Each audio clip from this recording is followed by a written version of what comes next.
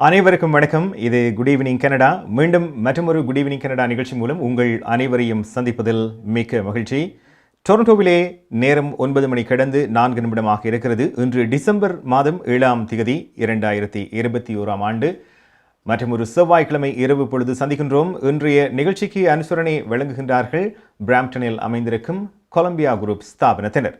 டொரண்டோவிலே 0 கீழே 6 பாகை செல்சியஸாக வெப்பநிலை உணரப்படுகிறது. சற்று குளிரான இரவு பொழுதாகவே இன்றைய இரவு பொழுது இருக்கப் போகிறது. நாளை புதன்கிழமை கனடாவின் முக்கியமான நகரங்களில் காலநிலை எவ்வாறு இருக்கப் போகிறது என்பதை காலநிலையில் பார்த்து விடலாம். அதற்கு முன்பு இன்றைய குட் ஈவினிங் நிகழ்ச்சியில் என்னென்ன செய்திகள் தகவல்கள் இடம்பெறப் போகின்றன பார்த்து விடலாம். முதலில் டாப் ஆஃப் தி அவர் பகுதியில் 2 விடயங்கள். ஒன்று, வாகன உதிரிப்பாக நிறுவனங்களுக்கான ஆதரவை விரிவுபடுத்துகிறது ஒன்டாரியோ அரசு. இது குறித்த விவரங்களை ஒன்டாரியோ முதல்வர் டக்ஃபோர்ட் அவர்கள் பகிர்ந்து கொண்டார். ஆகவே அது குறித்து பார்க்க இருக்கின்றோம். அதனை தொடர்ந்து மீண்டும் ஒன்டாரியோவை திறக்கும் திட்டத்தை, அதாவது முழுமையாக அடுத்தடுத்த படிக்கு செல்கின்ற திட்டத்தை காலவரையின்றி இடைநிறுத்துவதாக ஒன்டாரியோ அரசு அறிவித்திருக்கிறது. அண்மையில் தொற்றுக்களின் எண்ணிக்கை அதிகரித்த நிலையில் இந்த அறிவித்தல் இன்று வெளிவந்திருக்கிறது. இவை தவிர டொரண்டோ நகர முதல்வர் ஜோன் டோரி அவர்கள் இந்த கோவிட் தடுப்பூசி தொடர்பான விவரங்களை பகிர்ந்து கொண்டிருக்கின்றார். இந்த 3 விடயங்கள் முக்கியமாக இன்றைய டாப் ஆஃப் தி அவர் நிகழ்ச்சியில் இடம்பெறுகின்றது. அதனைத் தொடர்ந்து கனேடிய வலம் பகுதியில் மும்முரமாக நாடாளுமன்ற அமர்வுகள் நடைபெற்றுக் கொண்டிருக்கின்றன. கேள்வி பதில் நிகழ்ச்சியில் பல கேள்விகள், பல விவரங்கள் பகிரப்பட்டுக் கொண்டிருக்கின்றன. அதிலே குறிப்பாக இன்று நடைபெற்ற போது அங்கே வருகின்ற நாடாளுமன்ற உறுப்பினர்களிடம் பல கேள்விகள், குறிப்பாக இந்த பீஜிங் ஒலிம்பிக்ஸ் தொடர்பாகவும், பயண நடவடிக்கைகள், ஆப்கானிஸ்தான் அகதிகள், இப்படி பல விடயங்கள் குறித்து, விமான போக்குவரத்து, இப்படி பல விடயங்கள் குறித்து அங்கே வந்து நாடாளுமன்ற உறுப்பினர்களிடம் செய்தியாளர்கள் கேள்விகளை கேட்டிருந்தார்கள். அதற்கு அவர்கள் வழங்கிய பதில் என்ன, அவற்றை கனேடிய வலம் பகுதியிலே பார்க்க போகின்றோம். அதனைத் தொடர்ந்து கனேடிய நாணய மாற்று விகிதம் கலையரங்கம், இன்றைய கலையரங்கம் பகுதியிலே 2 கவர் சாங்ஸ் ஒன்றாக இணைத்து வழங்கவிருக்கின்றார் பாடகி, கர்நாடக சங்கீத ஆசிரியை காந்தினி கிஷோன் அவர்கள். அதனைத் தொடர்ந்து கனேடிய செய்திகளோடு துஷ்யந்தி குணரிடம் இணைந்து கொள்வார். இவைதான் இன்றைய நிகழ்ச்சியில் இடம்பெறுகின்ற முக்கியமான செய்திகளும் தகவல்களும். அந்த வகையில் முதலில் டாப் ஆஃப் தி அவர் பகுதியில் நான் ஆரம்பத்தில் சொன்னது போல இந்த வாகன உதிரிப்பாக நிறுவனங்களுக்கான ஆதரவை விரிவுபடுத்துவதாக ஒன்டாரியோ அரசாங்கம் அறிவித்திருக்கிறது. இது முதல் அறிவித்தல் அல்ல. நாங்கள் நினைக்கிறேன் 2 வாரங்களுக்கு முன்பு நமது நிகழ்ச்சியில் கூட மற்றும் ஒரு இது குறித்த விவரங்களை பகிர்ந்து கொண்டார் ஒன்டாரியோ முதல்வர் டக்ஃபோர்ட் அவர்கள். ஆகவே இன்று மீண்டும் மற்றொரு விடயத்தை சொல்லியிருக்கின்றார். $12 மில்லியன் அதிகமான பணத்தை இதில் முதலீடு செய்வதாக தெரிவித்திருக்கிறது ஒன்டாரியோ அரசு.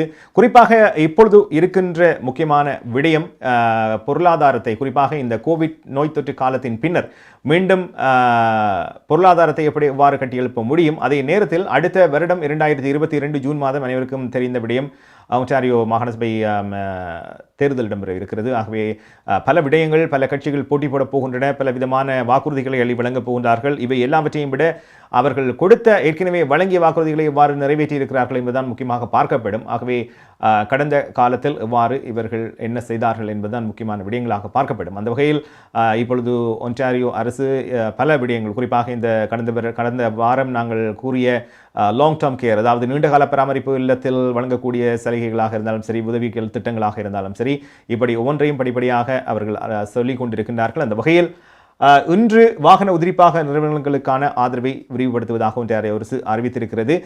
குறிப்பாக ஒன்டாரியோ முதல்வர் டக்ஃபோர்ட் அவர்கள் பகிர்ந்து கொண்ட தகவல்களை இன்றைய டாப் ஆஃப் தி அவர் பகுதியில் முதலில் பார்ப்போம்.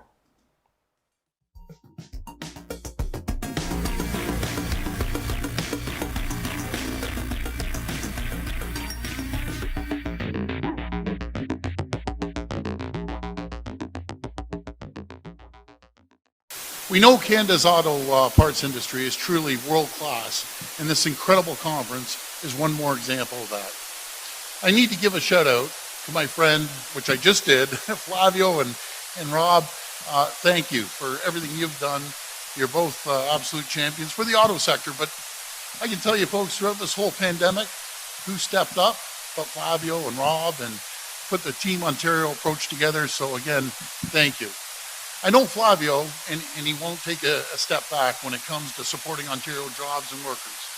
He said last week that we need to have our elbows up when it comes to vital issues that would affect Ontario's auto manufacturers, and I couldn't agree more, Flavio.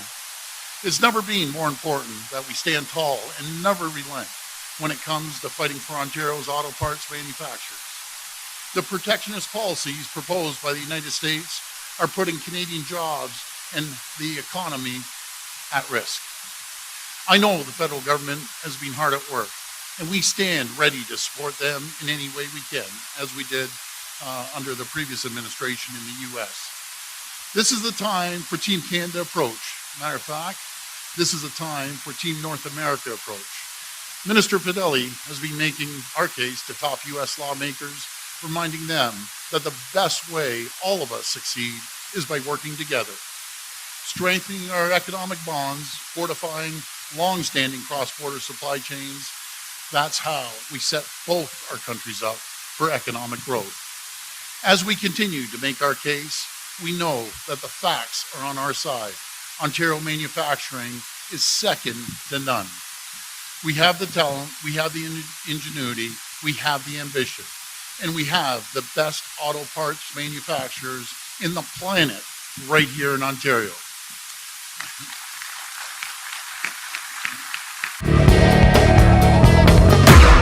Canada பிராம்ப்டனில் இருக்கும் பெரிய தமிழர் நிறுவனம் Colombia wedding invitation முதல் அனைத்து printing தேவைகளுக்கும் Colombia printing. நீங்கள் அனுப்பும் பணம் உலகின் எந்த நாடுகளுக்கும் நம்பிக்கையோடு கிடைத்திட கொலம்பியா மணி டிரான்ஸ்ஃபர். திரைப்படங்கள், பாடல்கள், MP3 என அனைத்தும் உடனுக்குடன் பெற்றிட கொலம்பியா வீடியோ. சொன்னா இது ஒரு குட்டி மால் மாதிரி. கனடா பிராம்ப்டனில் இருக்கும் பெரிய குட் ஈவினிங் கனடா பார்த்து கொண்டிருக்கின்றீர்கள். டொரண்டோவிலே நேரம் 9:11 இன்றைய நிகழ்ச்சிக்கு அனுசரணை வழங்குகின்றார்கள் பிராம்ப்டனில் அமைந்திருக்கும் கொலம்பியா குரூப் ஸ்தாபனத்தினர். வெளியிலே 0 கீழே 6 பாகை செல்சியஸாக வெப்பநிலை உணரப்படுகிறது. சரி, டாப் ஆஃப் தி அவரில் முதல் பகுதியாக ஒன்டாரியோ முதல்வர் டக்ஃபோர்ட் அவர்கள் வழங்கிய விவரங்களை பார்த்திருப்பீர்கள். ஆகவே வாகன உதிரிப்பாகத்துக்கு எவ்வாறு ஒன்டாரியோ அரசு இதை உற்பத்தி செய்வதற்கு உதவ முடியும் என்று பல விடயங்கள் பேசப்பட்டன. அதில் இன்னும் நிறைய விடயங்கள் சொல்லப்பட்டன. இருந்தாலும் அதனுடைய ஒலி தெளிவு அவ்வளவு நன்றாக இல்லை. அதனால் அதை முழுமையாக எங்களால் எடுத்து வர முடியவில்லை. அதனை தொடர்ந்து நாங்கள் பார்க்க இருப்பது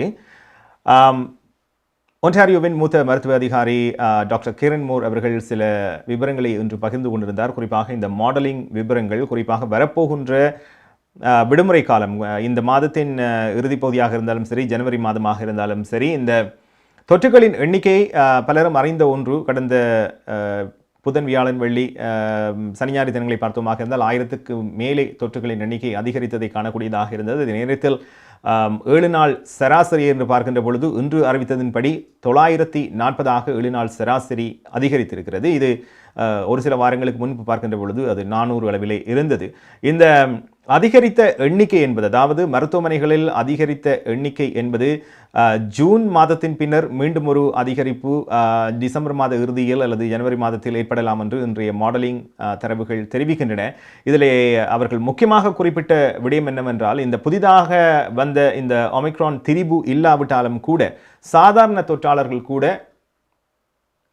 250 தொடக்கம் 400 வரை அதி தீவிர சிகிச்சை பிரிவில் அனுமதிக்கப்படுவார்கள் என்று ஒரு தரவு வெளியிடப்பட்டிருக்கிறது.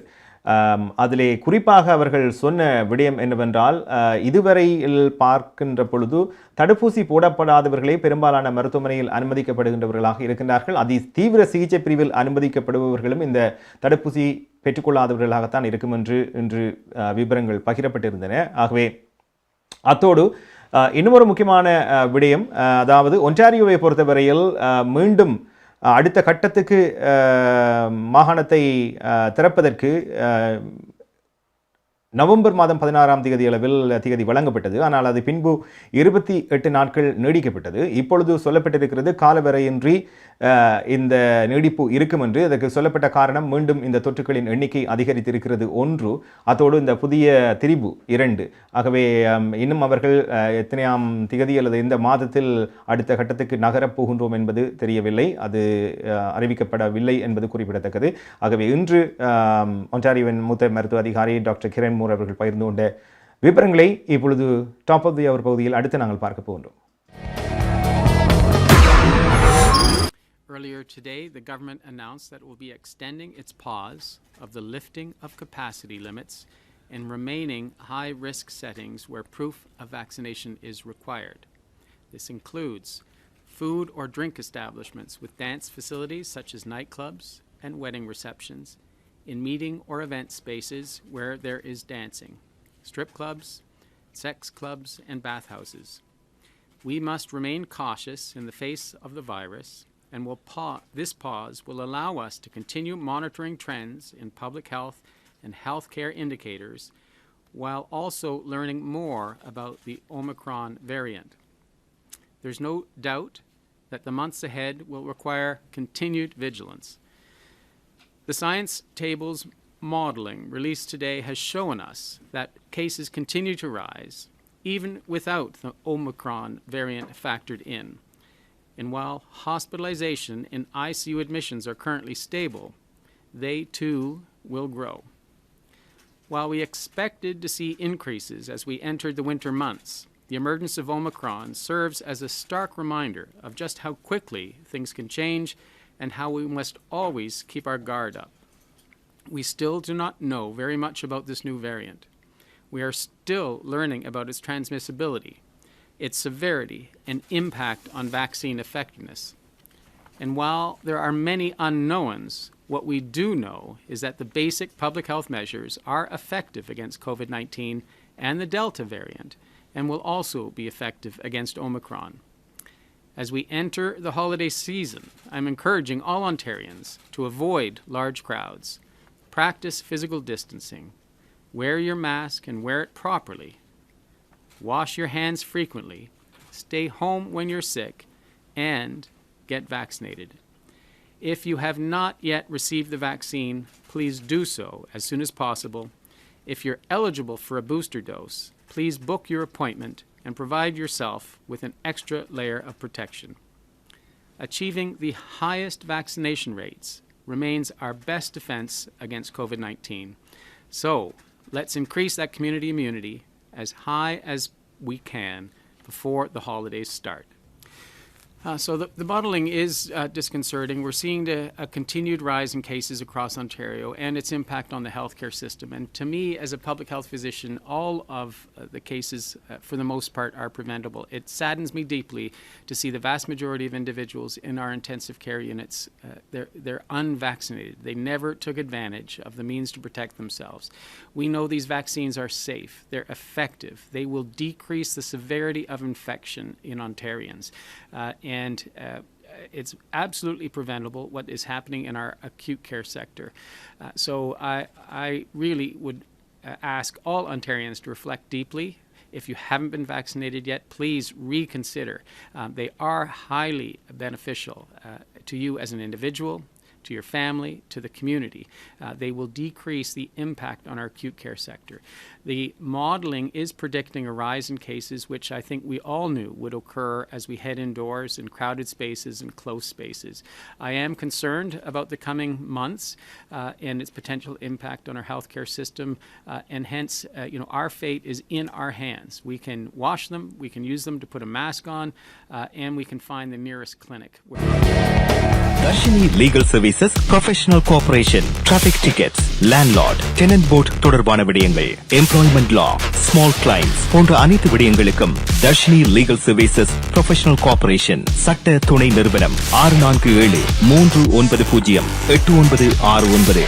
சட்ட ஆலோசனை தேவையாளர்களுக்கு சரியான முறையில் குறைந்த கட்டணத்தில் சிறந்த முறையில் தொழில்முறை சட்ட உதவியை வழங்கும் சட்ட துணை நிறுவனம் Darshini Legal Services Professional Corporation, Scarborough, Warden and Shepherd சந்திப்பில் Darshini Legal Services.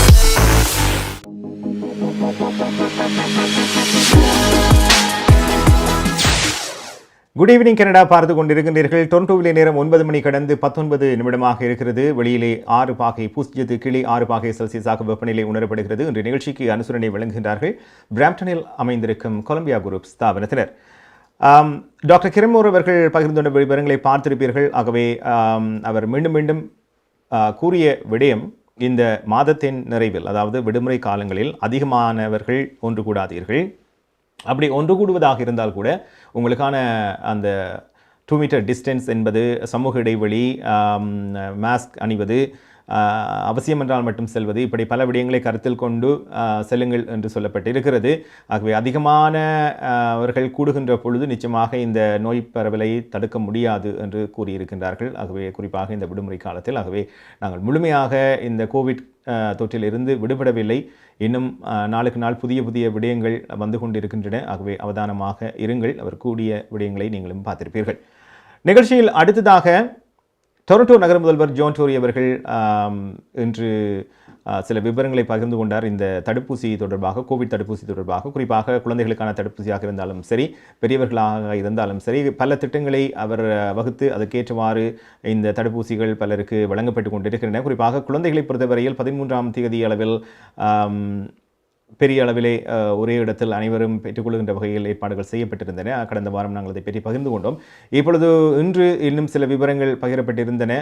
ஆகவே அவர் கூறிய விடயங்கள் என்ன, அடுத்து பார்க்கலாம்.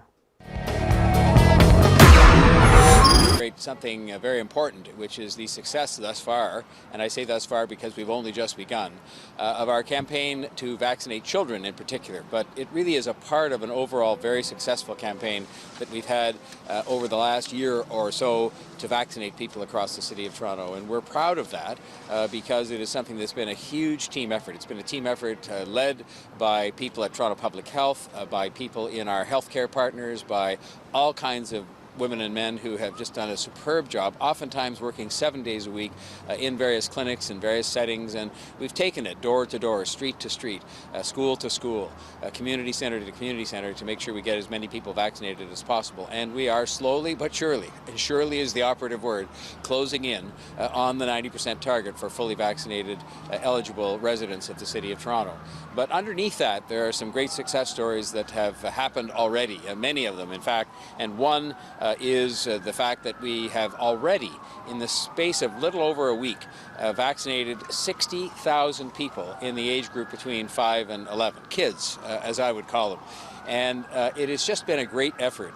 And I will say, led by the TPH team, and a lot of the creativity, I will give credit to my friend and colleague, Councillor Joe Cressy, the chair of the Board of Health, because I guess he's young enough to sort of have figured out that the superheroes theme and the mascots and the cutouts and the paw prints on the floor were things that would help kids to relax as they got vaccinated, and that was the name of the game, to make sure families and kids felt comfortable as they got relaxed. So we're here to celebrate in a different way and draw continued attention to the vaccination effort, including but not limited to kids, by doing something very special with the Toronto sign. Now, at the very beginning of this vaccination campaign, we went to work knowing we'd have to have a symbol for the campaign, something people could put a sticker on themselves, could see it on the signage around our clinics that we opened up at the very beginning. Remember, we started off with 9 city-run mass vaccination clinics. உங்கள் வாழ்க்கையின் வெற்றிக்கு home life future ரியாலிட்டியில் இணையுங்கள். Top 5 home life brokerage in Canada. Broker of record Selva வெற்றிவேலின் அனுபவ பட்டறிவுடன் கூடிய பயிற்சி. 600க்கும் மேற்பட்ட முகவர்கள். நமது சமூகத்தில் 1000க்கும் மேற்பட்ட முகவர்களை உருவாக்கிய பெருமை. 4000 சதுர அடி பரப்பில் ஒரே கூரையின் கீழ் private lending, mortgage, investment, law firm, in house training, networking events, seminars, இன்னும் பல.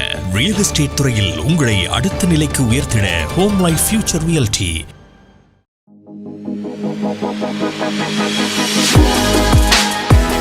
குட் ஈவினிங் கனடா பார்த்து கொண்டிருக்கின்றீர்கள். டொரண்டோவிலே நேரம் 9:23. வெளியிலே 0°6 வெப்பநிலை உணரப்படுகிறது. இன்றைய நிகழ்ச்சிக்கு அனுசரணை வழங்குகின்றார்கள் பிராம்ப்டனில் அமைந்திருக்கும் கொலம்பியா மணி டிரான்ஸ்ஃபர். டொரண்டோ நகர முதல்வர் ஜான் டோரி அவர்கள் பகிர்ந்துள்ள விடயங்களை பார்த்திருப்பீர்கள். ஆகவே இந்த தடுப்பூசி என்பது தொற்றுக்களின் எண்ணிக்கையை குறைப்பதற்கு இவ்வளவு தூரம் அவசியமானது என்பதை அவர் மீண்டும் மீண்டும் வலியுறுத்தியிருந்தார்.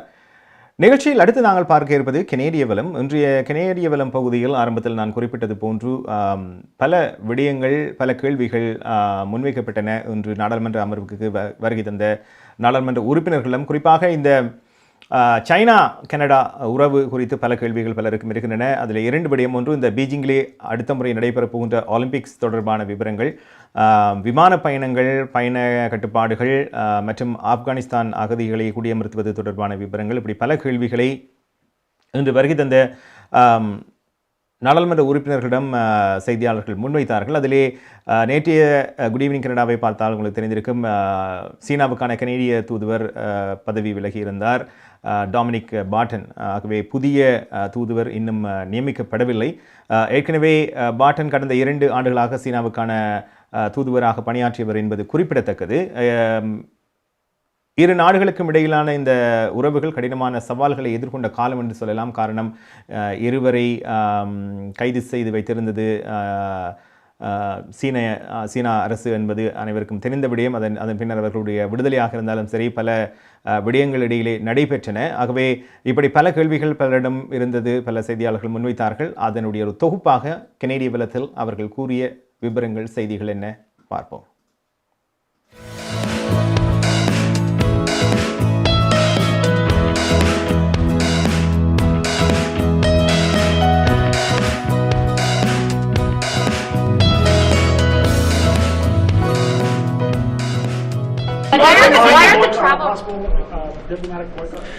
We've been talking about our collective posture in regards to the Olympics for many, many months amongst friends and allies. We had long conversations about it at the G7 back in Cornwall. We believe, and Canada has always believed, that working in alignment with our best partners and allies around the world is the best way to get things done. That's certainly what was most effective in regards to getting home the 2 Michaels. We will continue to work with our allies, and I'm sure there'll be announcements to be made in the coming weeks. There are 2 aspects to your question. First, the transportation question, the third country arrival test, and then the health rationale. Now, the health rationale is a rationale that has been assessed and exposed by the Public Health Agency of Canada, the experts. And as you heard Dr. Tam explain just last week, that assessment was made on the basis of both the local epidemiology, obviously, but also in some cases the connection between what is reported domestically in terms of the variant and what is exported or imported into Canada in terms of the variant cases. So it all depends on specific countries, but overall the public health experts have advised that we should focus on these 10 countries. Now, on the transportation aspect of your question, I think Minister Algabra and Minister Mendicino indicated yesterday that they have allowed exemptions to be put into place to make sure that in cases of extreme circumstances, and we see how difficult that can be for Canadians, for instance, to come back from some of these countries, appropriate adjustments are allowed. So we agree in principle with the accountability and asking questions around what happened, because there are serious concerns that were raised by armed forces for a long time, and we knew about the evacuation. Despite that, a lot of our allies, a lot of people that put their lives on the line for Canadians, were not able to be evacuated from a crisis situation. So there's legitimate questions. We support it in principle. We're still figuring out the details of the motion and whether we'll support the motion, but we agree in principle. Well, of course, I share the concerns of many regarding what's going on and the allegations of human rights violations in Xinjiang in China. So we've been in contact with many of our like-minded countries and partners and allies on this very question. And of course, we want to make sure that our athletes are able to participate in the next Winter Olympic Games. They've worked so hard. It is important for them to be able to do so. And meanwhile, we're still having the conversations that are required in the circumstances. And is the diplomatic boycott going to be enough to actually show China how concerned you are about the human rights abuses? Well, we've raised this issue before the UN. I've raised it with many other like-minded countries. I've talked about it with my counterpart from the US, Secretary Blinken, many times, but also with the UK, Liz Truss, Australia, etc. And of course, it is important that we have this open conversation, because we know as a country and as part of our foreign affairs policy, it's always been clear that we're there to defend human rights in the world. உங்கள் கை தொலைபேசிகளில் தமிழில் கனேடிய செய்திகள், கனேடிய தகவல்களை அறிந்து கொள்ள GEC Tamil app உதவுகிறது. உடனே GEC தமிழ் டிவி ஆப்பினை டவுன்லோட் செய்யுங்கள். ஆண்ட்ராய்டு, iOS ஆகிய தளங்களில் இப்பொழுதே நீங்கள் டவுன்லோட் செய்து கொள்ளலாம். கனடா நாட்டின் செய்திகள், தகவல்கள் தினமும் அறிந்து கொள்வதோடு உங்கள் விளம்பரங்களும் பல நூற்றுக்கணக்கான பார்வையாளர்களை சென்றடைய GEC தமிழ் டிவி.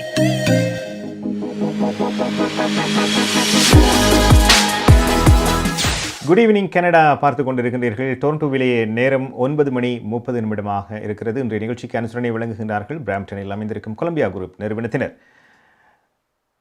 பல நாடாளுமன்ற உறுப்பினர்கள் அவர்கள் பகிர்ந்துள்ள விவரங்களை, செய்திகளை பார்த்திருப்பீர்கள். ஆகவே இன்னுமே நிறைய விடயங்களுக்கு பதில் தேவையாக இருக்கிறது. ஆகவே வருகின்ற வாரத்தில் இன்னும் அதிகமான செய்திகள், தகவல்கள் பகிரப்படலாம் என்று எதிர்பார்க்கப்படுகிறது. காரணம், விடுமுறை காலத்தின் பின்னர் மீண்டும் நாடாளுமன்ற அமர்வு ஜனவரியின் மத்தியில் தான் மீண்டும் கூடுவார்கள். ஆகவே பொறுத்திருந்தான் பார்க்க வேண்டும். நிகழ்ச்சியில் அடுத்து நாங்கள் பார்க்க இருப்பது கனேடிய நாணய மாற்று விகிதம்.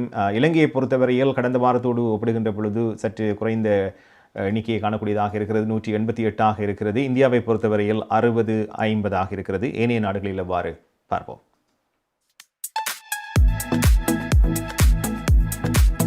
பிராம்டனில் அமைந்திருக்கும் கொலம்பியா மணி டிரான்ஸ்ஃபரின் அனுசரணையில் கனேடிய நாணய மாற்று விகிதம் டிசம்பர் மாதம் 7ஆம் தேதி செவ்வாய்க்கிழமை இலங்கை 188 இலங்கை ரூபா, இந்தியா 60.50 இந்திய ரூபா, அமெரிக்கா 0.79 அமெரிக்க டாலர், ஐரோப்பா 0.70 யூரோ, சுவிட்சர்லாந்து 0.73 சுவிஸ் பிராங்க், பிரித்தானியா 0.60 பிரித்தானிய பவுண்ட்ஸ், ஆஸ்திரேலியா 1.11 ஆஸ்திரேலிய டாலர், சிங்கப்பூர் 1.08 சிங்கப்பூர் டாலர். பிராம்டனில் அமைந்திருக்கும் கொலம்பியா மணி டிரான்ஸ்ஃபரின் அனுசரணையில் கனேடிய நாணய மாற்று விகிதம் டிசம்பர் மாதம் 7ஆம் தேதி செவ்வாய்க்கிழமை.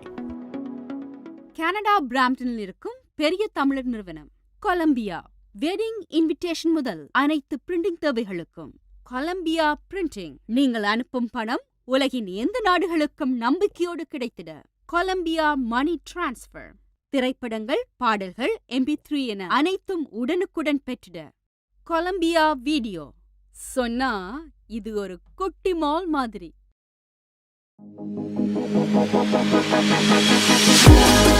நேர்கள் பார்த்து கொண்டிருப்பது குட் ஈவினிங் கனடா. இன்றைய நிகழ்ச்சிக்கு அனுசரணை வழங்குகின்றார்கள் பிராம்டனில் அமைந்திருக்கும் கொலம்பியா குரூப் நிறுவனத்தினர். நாணய மாற்று விகிதம் பார்த்திருக்கிறீர்கள். நேரம் டொரண்டோவிலே 9:31. அடுத்து நாங்கள் கலையரங்கம் பகுதிக்கு செல்ல போகின்றோம். கலையரங்கம் பகுதியில் இன்று 2 பாடல்களை இணைத்து உங்களுக்காக வழங்குகின்றார் இசை ஆசிரியை காந்தினி கிஷோன் அவர்கள். கடந்த காலங்களிலும் அவருடைய பாடல்கள் எமது குட் ஈவினிங் கனடா நிகழ்ச்சியில் இடம்பெற்றிருக்கின்றன. உங்களுடைய கலைப்படைப்புகளும் எமது நிகழ்ச்சியில் இடம்பெற விரும்பினால் நீங்களும் எங்களுக்கு அனுப்பி வையுங்கள். அது வீடியோ வடிவத்தில் நீங்கள் நேரடியாக எங்களுடைய மின்னஞ்சல் மூலமாக அனுப்பி வைத்தாலும் சரி, அல்லது உங்களுடைய யூடியூப் முகவரியை அல்லது அதனுடைய லிங்கை எங்களுக்கு அனுப்பி வைத்தாலும் நாங்கள் அதிலிருந்து பெற்றுக்கொள்வோம். ஆகவே முழுமையான விவரங்களை பகிர்ந்து கொள்ளுங்கள். எங்களுடைய வாட்ஸ்அப் மூலமாகவும் நீங்கள் அனுப்பி வைக்க முடியும். அந்த வகையில் காந்தினி கிஷோன் அவர்களுடைய பாடல்கள் யூடியூப்லே நிறைவே இருக்கின்றன. அவருடைய பெயரை கொண்டே நீங்கள் தேடினீர்களானால் நிச்சயமாக பல படைப்புகள் அங்கே இருக்கின்றன. இன்றைய கலையரங்கத்தில் அவருடைய 2 பாடல்கள் என்ன பார்ப்போம்.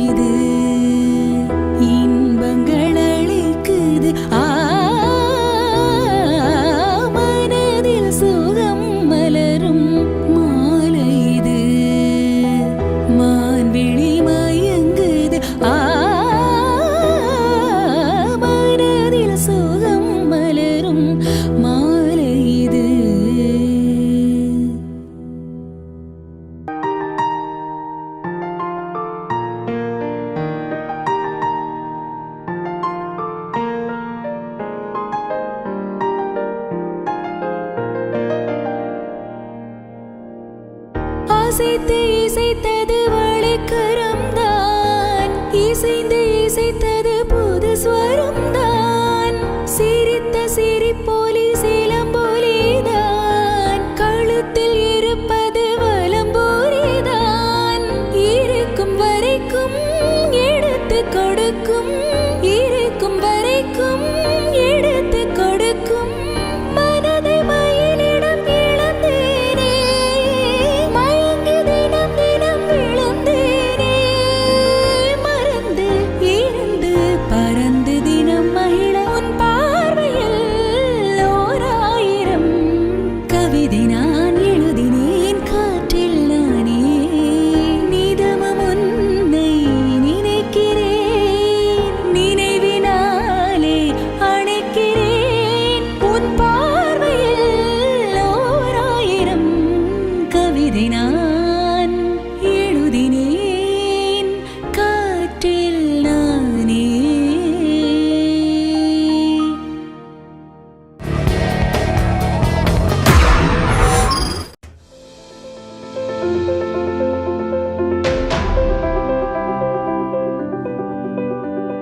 We changed lives for the better, especially when you need it most.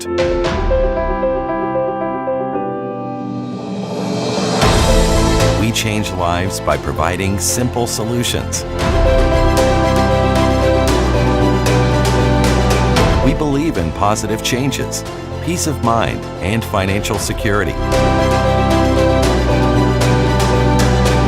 Life is for living, no matter what happens.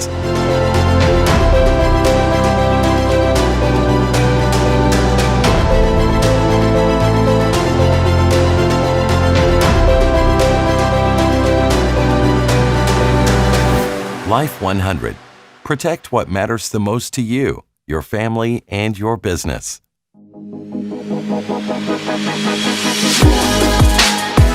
இது குட் ஈவினிங் கனடா. டொரண்டோவிலே 9:37 கலையரங்கம் பார்த்தீர்கள். கலையரங்கத்தில் 2 பாடல்களை இணைத்து பாடியிருந்தார் இசையாசிரியை காந்தினி கிஷோன் அவர்கள். அவருடைய பாடல்கள் மேலதிகமாக நீங்கள் பார்க்க விரும்பினால் அவருடைய யூடியூப் தளத்திலே அவருடைய பெயரை கொண்டு தேடீர்களால் நிச்சயமாக நீங்கள் பார்க்க முடியும். உங்களுடைய கலைப்படைப்புகளையும் அனுப்பி வைக்க தவறாதீர்கள். நிகழ்ச்சியில் நாளை புதன்கிழமை டிசம்பர் மாதம் 8ஆம் தேதி முக்கியமான நகரங்களில் காலநிலை எவ்வாறு இருக்கப் போகிறது, டொரண்டோவை பொறுத்தவரையில் குளிர் நிறைந்த இரவாக இன்றைய இரவு இருக்கிறது, நாளையும் எவ்வாறு இருக்கப் போகிறது பார்ப்போம். ஹோம் லைஃப் ஃபியூச்சர் ரியல்டி வீடு விற்பனை முகவர் மற்றும் புரோக்கரேஜ் செல்வா வெற்றிவேல் அவர்களின் அனுசரணையில் டிசம்பர் மாதம் 8ஆம் தேதி புதன்கிழமை நிலவும் காலநிலை. டொரண்டோவில் அதிகூடிய வெப்பநிலை 0 கீழே 3 பாகை செல்சியஸ், அதிகுறைந்த வெப்பநிலை 0 கீழே 7 பாகை செல்சியஸ். நாளைய நாள் சூரிய ஒளி மற்றும் முகில் கூட்டம் இணைந்த நாளாக இருக்கும், பனிப்பொழிவுக்கான சாத்தியக்கூறுகள் தென்படுகின்றன. ஒட்டோவாவில் அதிகூடிய வெப்பநிலை 0 கீழே 5 பாகை செல்சியஸ், அதிகுறைந்த வெப்பநிலை 0 கீழே 13 பாகை செல்சியஸ். நாளைய நாள் பனிப்பொழிவுக்கான சாத்தியக்கூறுகள் தென்படுகின்றன. மான்ட்ரியாலில் அதிகூடிய வெப்பநிலை 0 கீழே 6 பாகை செல்சியஸ், அதிகுறைந்த வெப்பநிலை 0 கீழே 6 பாகை செல்சியஸ். நாளைய நாள் பனிப்பொழிவுக்கான சாத்தியக்கூறுகள் தென்படுகின்றன. கால்கரியில் அதிகூடிய வெப்பநிலை 0 பாகை செல்சியஸ், அதிகுறைந்த வெப்பநிலை 0 கீழே 11 பாகை செல்சியஸ். நாளைய நாள் பனிப்பொழிவுக்கான சாத்தியக்கூறுகள் தென்படுகின்றன.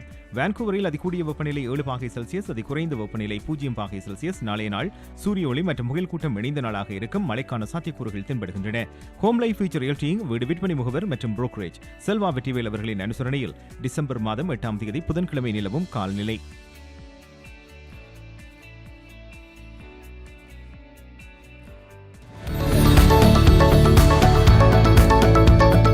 குறிப்பிட்ட சனிக்கிழமைகளில் காலை 11 மணிக்கு கேளுங்கள் தரப்படும் தகவல் நிகழ்ச்சி. மருத்துவம், காப்புறுதி, வருமான வரி, வீடு வாங்குவது விற்பது, வீட்டு அடமான கடன், உளவள ஆலோசனை, வாகன காப்புறுதி, குடிவரவு மாற்றங்கள் போன்ற துறைகளில் சிறந்து விளங்கும் வல்லுநர்களை அழைத்து வந்து அவர்கள் மூலமாக உங்கள் கேள்விகளுக்கு பதில் வழங்கும் நிகழ்ச்சி கேளுங்கள் தரப்படும். சனிக்கிழமைகளில் காலை 11 மணிக்கு எதிர்பாருங்கள்.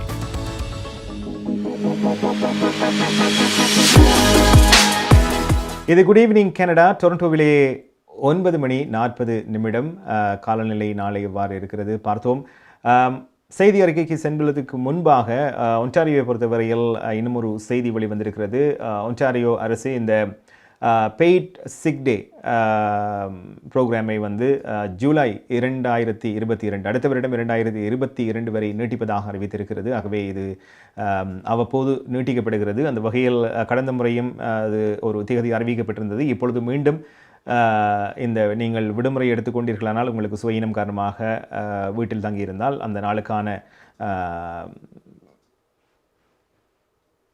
அவர்களுடைய பணம் உங்களுக்கு வழங்கப்படும், வேலைக்கான பணிக்கான பணம் வழங்கப்படும் என்று தெரிவிக்கிறது. இந்த திட்டம் ஜூலை மாதம் அடுத்த வருடம் 2022 வரை நீட்டிக்கப்படுவதாக அறிவிக்கப்பட்டிருக்கிறது இன்று. தொடர்ந்து கனேடிய செய்திகளோடு இணைந்து கொள்கின்றார் துஷ்யந்தி குணரெட்னம். நீங்கள் கனடாவா அல்லது கனடா நாட்டில் என்ன நடக்கிறது தெரிந்து கொள்ள வேண்டுமா? கனடிய செய்திகள், தகவல்களை தமிழில் குறுகிய நேரத்தில் அறிந்து கொள்ள திங்கள் முதல் வெள்ளி வரை இரவு 9 மணிக்கு good evening Canada IPTV, Facebook, YouTube, WhatsApp போன்ற சமூக வலைத்தளங்களூடாக நேரடியாக அறிந்து கொள்ளுங்கள். வியாபாரத்துக்கு அழகு விளம்பரம். உங்கள் விளம்பரங்களும் எமது நிகழ்ச்சியில் இடம்பெற்று பல நூற்றுக்கணக்கான வாடிக்கையாளர்களை சென்றடைய எம்மை தொடர்பு கொள்ளுங்கள். Good evening Canada. 100% கனடிய செய்திகள், தகவல்களை தமிழில் அறிந்து கொள்ள பார்க்க தவறாதீர்கள். Good evening Canada.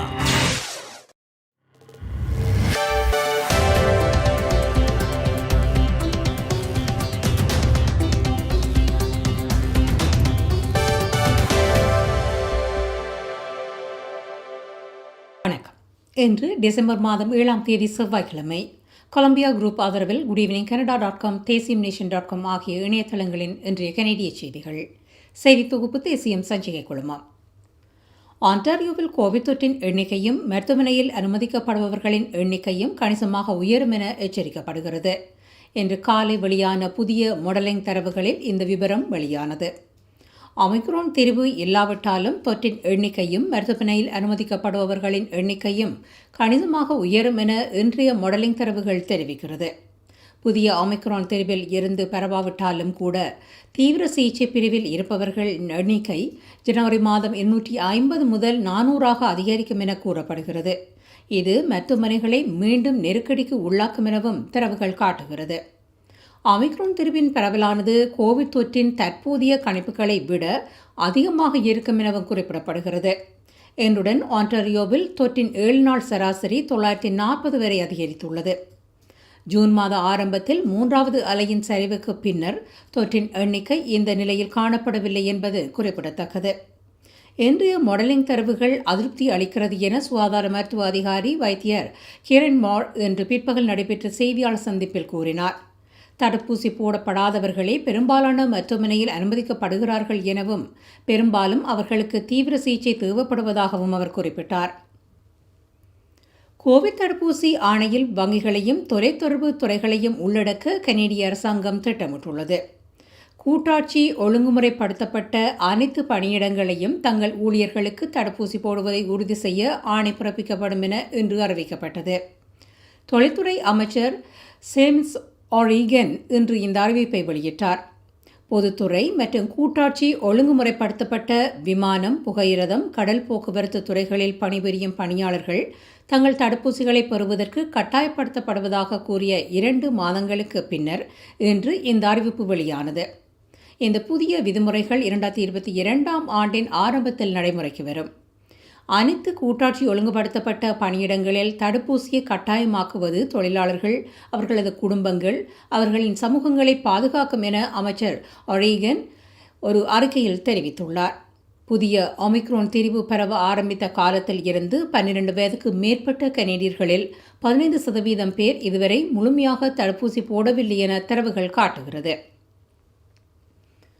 கோவிட் நிலைமை மோசமடைந்து வருவதால் மீண்டும் திறக்கும் திட்டத்தை ஒன்டாரியோ மாகாணம் காலவரையின்றி இடைநிறுத்துகிறது. கோவிட் தொற்றின் எண்ணிக்கை தொடர்ந்து அதிகரித்து வருவதால் மீண்டும் திறக்கும் திட்டத்தின் அடுத்த கட்டத்திற்கு நகர்வதில் ஒன்டாரியோ தனது இடைநிறுத்தத்தை காலவரையின்றி நீடிக்கிறது. நவம்பர் மாதம் 15ஆம் தேதி மீண்டும் திறக்கும் திட்டத்தின் அடுத்த கட்டத்திற்கு ஒன்டாரியோ நகர இருந்தது. ஆனாலும் தொற்றின் எண்ணிக்கை அதிகரித்ததால் நவம்பர் மாதம் 10ஆம் தேதி இந்த திட்டம் குறைந்தது 28 நாட்கள் தாமதமானது. இந்த நிலையில் பொது சுகாதாரத்தின் போக்குகளை கண்காணிக்கவும் ஒமிக்ரோன் தெரிவு குறித்து மேலும் அறியவும் இந்த இடைநிறுத்தம் தொடரும் என இன்று அரசாங்கம் அறிவித்தது. இந்த கட்டுப்பாடுகள் எப்போது நீக்கப்படும் என மறுமதிப்பீடு செய்யப்படும் திகதி எதுவும் தெரிவிக்கப்படவில்லை. தனது தலைமைக்கு எதிராக குரல் எழுப்பிய நாடாளுமன்ற உறுப்பினருக்கு எதிரான குற்றச்சாட்டுக்களை விசாரிக்குமாறு நாடாளுமன்றத்தை கன்சர்வேட்டிவ் கட்சித் தலைவர் எரினோ டூல் கோரியுள்ளார். ஆல்பர்டா நாடாளுமன்ற உறுப்பினர் ஷனன் ஸ்டப்ஸ் தனது ஊழியர்களுக்கு நச்சுப்பணி சூழலை உருவாக்கியதாக கூறப்படும் குற்றச்சாட்டுக்களை விசாரிக்குமாறு நாடாளுமன்றத்தை கேட்டுக்கொண்டதாக ஓட்டூல் கூறினார். நேற்று கியூபெக் மாகாணத்தில் சுற்றுப்பயணம் செய்தபோது முதலில் இந்த குற்றச்சாட்டுகள் குறித்து அறிந்ததாக ஓட்டூல் கூறினார். ஆனாலும் ஓட்டூலின் இந்த நடவடிக்கை ஏனைய கன்சர்வேட்டிவ் உறுப்பினர்களை ஆல்பர்டா நாடாளுமன்ற உறுப்பினரை பாதுகாக்க தூண்டியது. தான் எந்த தவறும் செய்யவில்லை என மறுத்த ஸ்டப்ஸ் ஓட்டூலின் தலைமையை மறுபரிசீலனை செய்ய கோரியதற்குத்தான் இலக்கு வைக்கப்பட்டதாக கூறினார். கடந்த செப்டம்பர் மாதம் நடைபெற்ற தேர்தல் தோல்வியை தொடர்ந்து கன்சர்வேட்டிவ் கட்சியின் தலைமையை மறுபரிசீலனை செய்ய ஸ்டப்ஸ் அழைப்பு விடுத்தவர் என்பது இங்கு குறிப்பிடத்தக்கது. வத்திகானுக்கான தமது பயணத்தை ஒத்திவைப்பதாக கனடாவின் முதல் குடியினர் பிரதிநிதிகள் இன்று அறிவித்தனர். கோவிட் தொற்றின் அதிகரிப்பு காரணமாக இந்த முடிவெடுக்கப்பட்டதாக சீஃப் ரோஸ் ஆன் ஆர்ச்பால்ட் இன்று அறிவித்தார். டிசம்பர் மாதம் 17 முதல் 20 வரை பாப்பரசர் போப் பிரான்சிஸுடன் முதல் குடியினர் பிரதிநிதிகள் தனிப்பட்ட சந்திப்புகளை நடத்த திட்டமிட்டிருந்தனர். இந்த பயணத்தை ஒத்திவைப்பதற்கான முடிவு கடினமானது என கத்தோலிக்க ஆயர்களின் கனேடிய சபையும் தேசிய முதல் குடியின அமைப்பும் வெளியிட்ட கூட்டறிக்கை கூறுகிறது. இந்த பயணத்தை ஏற்பாடு செய்யும் கத்தோலிக்க ஆயர்களின் கனேடிய சபையின் தலைவரும் துணைத் தலைவரும் 2022 ஆண்டின் ஆரம்பத்தில் இந்த சந்திப்பை மீண்டும் திட்டமிடும் பணியில் ஈடுபட்டுள்ளனர். கொலம்பியா குரூப் ஆதரவிலான இன்றைய கனேடிய செய்திகள் நிறைவு பெறுகின்றன. எமது செய்தி தொகுப்பு வார நாட்களில் இரவு எமது யூடியூப் சேனலில் பதிவேற்றப்படும். மீண்டும் நாளை சந்திக்கலாம். நன்றி, வணக்கம்.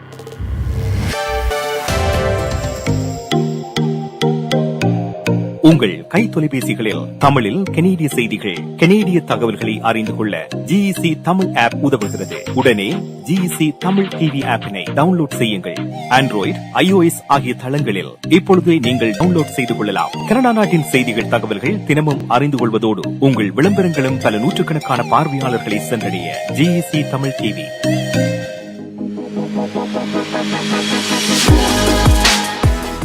நன்றி துஷ்யந்தி குணரட்னம். கனேடிய செய்திகளுக்கு இன்று பல செய்திகள், தகவல்களை குட் ஈவினிங் கனடா நிகழ்ச்சியில் பார்த்திருப்பீர்கள். தொடர்ந்து பலரும் தங்களுடைய கருத்துக்களை பகிர்ந்து வருகின்றீர்கள். நிகழ்ச்சி குறித்த உங்களுடைய கருத்துக்களை எங்களுடைய சமூக வலைத்தளங்கள் மூலமாக பார்க்கின்ற பொழுது நீங்கள் அவற்றின் கீழே பதிவு செய்யுங்கள். ஏனைய நண்பர்கள், உறவினர்களோடு எமது செய்தியை, தகவல்களை பகிருங்கள். குறிப்பாக கனேடிய செய்திகளை, தகவல்களை அறிந்து கொள்ள ஆர்வமுள்ளவர்கள் அது தனியாக டொரண்டோ, ஒன்டாரியோ ஒன்று இல்லாமல் கியூபெக்காக இருக்கலாம், அல்பர்டாவாக இருக்கலாம், பிரிட்டிஷ் கொலம்பியாவாக இருக்கலாம். உங்களுடைய தெரிந்த நண்பர்கள், உறவினர்களுக்கும் நமது செய்திகள் பற்றிய, நிகழ்ச்சி பற்றிய விவரங்களை பகிர்ந்து கொள்ளுங்கள்.